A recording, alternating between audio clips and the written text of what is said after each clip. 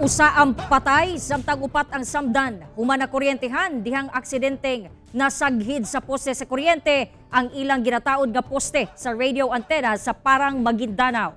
Si Kent Abrigana alang sa dugang detalye.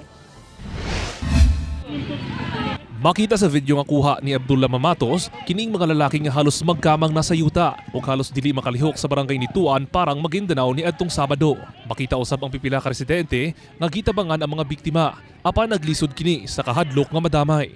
Nasayrang nakuryentehan ang 5 samtang nagtaod kini og poste alang sa radio antenna nga ila untang ipatindog apan aksidenteng nasaghit sa high tension wire sa Maguindanao Electric Cooperative. Nadala pa ang mga biktima sa ospital. Apan gideklarang patay ang usa sa mga biktima nga nailhang si Mike Paltibelio nga residente sa maong lugar. Samtang minor injury lamang ang ubang kaubanan niini.